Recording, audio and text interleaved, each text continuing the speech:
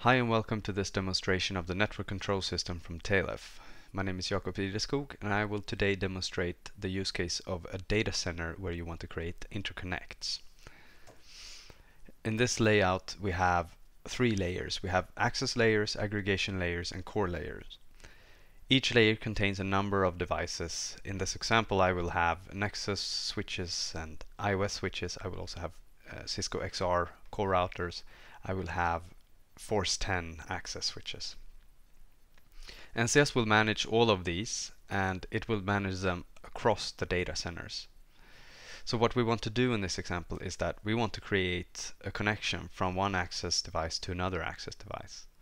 And this is not too tricky as long as we keep ourselves within one single data center. It requires us to configure the access devices and it also requires us to configure the aggregation layer. However, if we want to move from one data center to the next, the configuration becomes a bit more complex and we must move not only within the data center, we must also connect the core routers and we must set up the aggregation layer on data center 2 and we must set up the access devices on both data centers. What's interesting with NCS is it will keep track of this configuration. So if we later decide that we want to change or move or update this connection, we can do that and NCS can calculate the diff that it needs to apply to the network and apply that completely automatically. To do this, we have the network control system from TALEF. It contains two types of data models. It contains service models where we model the data center connectivity that we want to have. It could be any service for that matter. In this example we model how to connect one access switch to another. We also have the device layer where we model every device in the network that we want to manage. This is completely agnostic to the type of device. It can be a layer 2 device or it can be a layer 7 device or anything in between. Doesn't matter as long as we can model it in NCS. So what NCS does is it creates a mapping from these higher level models called service models down to the device models, and it figures out what do I need to set in order to apply this service down to the device layer. And even more interestingly, if I change something in the service, how will that affect the changes that I've already done on the network? So NCS knows which devices exist in the network. We have pre-configured it with the addresses and the ports to those devices, but it doesn't know what's on them. So from a configuration point of view, NCS is blank. So the first thing we need to do is we need to sync all the information that exists on the devices into the database in NCS.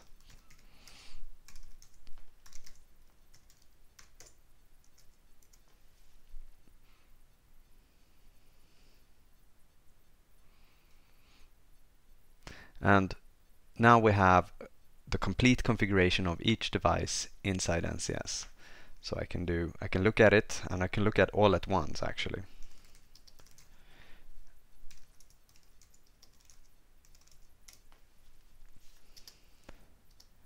So for each device now it just lists all the configuration that exists on that device. And as you can see, this configuration here, it's displayed as Juniper style configuration. So this is the default way that NCS presents the CLI. It doesn't matter that the device we're currently looking at is a Cisco device. NCS will communicate with that device over the Cisco CLI, but it will present it to us in the NCS CLI. So we have one uniform CLI here where we can control the entire network and we can perform operations on one device or on all devices at once if we want to. So in the web user interface we have a representation of these data centers. We created a simple topology model inside NCS that tells us which data centers exist, which devices are located in which data centers, and what role do these devices have.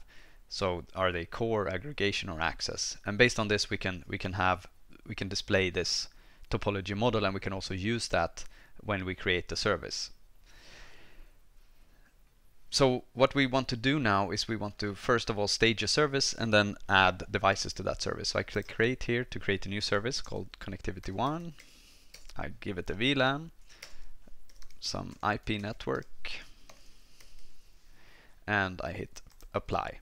Now I've staged a new service This service doesn't have any devices connected to it yet, so I need to select which endpoints do I need. And to begin with, I just want to connect the two devices in the same data center. So I drag access 10 and I will select interface 10. And I also drag device 1, F10, and I also select interface 10. So if I apply this service, I will now create the connection between access 10 and F10 0. I can check what NCS will do if I do this by doing something called a dry run. And NCS will now show me all the output that it will send to each device involved in this service. And as you can see, it configures a lot more than just the inputs that I set. This is part of the mapping that NCS does from the service down to the device layer. So on the access device, it will set a number of things on the Gigabit Ethernet 010 interface, obviously. But as we can see, it will also configure the aggregation layer here with 10 and then device 11 as well, and set up the necessary configuration needed to create this interconnect between these two access switches. And in the end here we also see that it will go out and configure the Force 10 device. So if I click save now, NCS will deploy this to the network, and it will do that in a network transaction. So if something goes wrong with any of the devices, it will roll back the configuration it has done and move back to the pre-transaction state that it had, so the last known state. So I click save and I say OK, and now it accepted that the change is saved, and we now have a service connected, two devices in the network.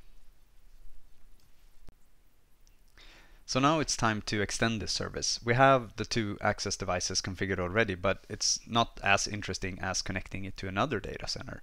So let's go to data center 2 and select an access device here. Let's take 20 and add this to the service. So I want to connect the Gigabit Ethernet 10 interface here as well, and I hit apply. And now it's staged a change in this service, and as you can see, this one will now be connected to the other data center. So if I switch back here, we can see that both of these are also connected up to the cloud, which in this example represents the next data center. So what will this do? NCS will calculate the diff that it needs to create in order to add or change something in a service that already exists.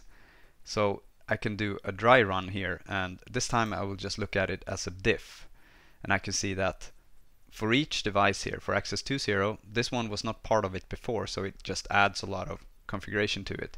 Same goes for aggregation in the second data center, adds configuration, aggregation also there. It now also configures the core in the first data center, and the core in the second core, and the core in the second data center.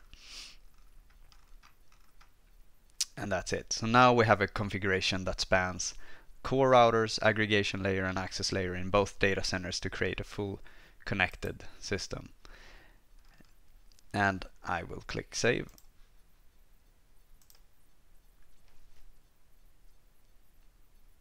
And now we have updated the service. So now we have 3 devices. So with this, NCS always calculates what will the minimum diff be. Given what I have, what do I need to do to get to that new desired state of this particular service? And this is something that NCS does in its logic engine. So I could, for instance, change a parameter of this service, not only add or delete devices. I could say that, well, I want it to use this VLAN instead, which typically would involve changing every device. So this change could be quite significant. So I just click 778 here instead, and you can also see that the save button lit up, which means that NCS has prepared a new transaction for me. And if I do commit dry run here again, I can see now what it will do on each device. It will go in and it will update, remove the 777 VLAN and add 778 on each of the devices that I have configured in the network. And for some settings, this includes creating an entirely new list entry with all the information that used to have in the old one and updating that to the new list entry. So it's quite a significant change, but from NCS point of view, this is this is a diff calculation that it has to do, and it actually doesn't even involve any user written code to do this. This is completely done in NCS. So I can click save here. And we have now updated the service to use a different VLAN. So what happens if we change something on a device outside the service? This could be that a user logs into a particular device and updates the config of that device, or that you do it just from NCS but outside the scope of the service, which means that we could actually destroy the service. How can we detect this? So let's configure something on the access device that we used. So I will now use the NCS CLI to do that, but I will configure specifically one device. So I can first of all look at it. I can do show devices and look at the access 10, which was part of the first data center. And let's look at the interface configuration, for instance. Here we can see that on interface 10 we have now a bunch of configs set up. There's a spanning tree set up and switch port configuration that's done. So let's change something in that configuration and see what happens. So instead of show, I will do set, and I will set the gigabit Ethernet 10.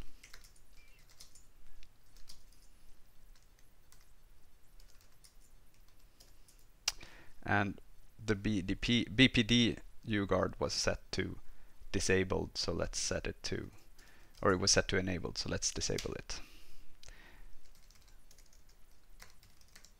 And I commit that, and that will actually configure the device now in a transaction just like before. So now we should have a diff between what's in the service and what's on the device. So if we move back to the web user interface, I can check here on this service, is the service in sync? And if not, display that to me as CLI commands, or as a Boolean true or false, or as XML. So I'll just show it as a CLI output here, and it shows me that right now this service is not out of sync. It's not in sync, it's out of sync, and the discrepancy is the disable enable flag here on the value that I just set. So NCS can figure out what is the diff between what we have and what we need to do. So I can just redeploy this service and say I want to override what anybody did on that device, because I know that this service should work and I don't accept any other changes than that. So I hit redeploy, and NCS will now figure out what it needed to do on the network, which was a single command in this case, and I can look at it again here, and we can now see that the value has been set to enable again.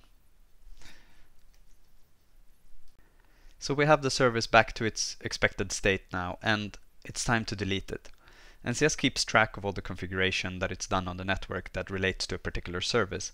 So without any additional code or any additional config, we can delete the service and it will clean up everything that it's done with that service on the network. And I can do this through the CLI this time. So I will enter configuration mode and simply delete DataCenter connectivity service con1. And to see what this will do, I do show compare, and it shows me that if I hit commit now, on a high level it will delete the connectivity service con1 and all of its parameters, which VLAN, IP network, etc. that it had. But of course it will also go out on the network. So once again I can do a dry run to see what will happen on each device if I hit commit here. So I do commit and dry run, and out format here I can select which out format, and I'll just do it in a CLI out format for readability. And here it showed me on each device it will move and delete the config that related to this particular con1 service. This involves all the core routers, all the aggregation and access devices in each data center.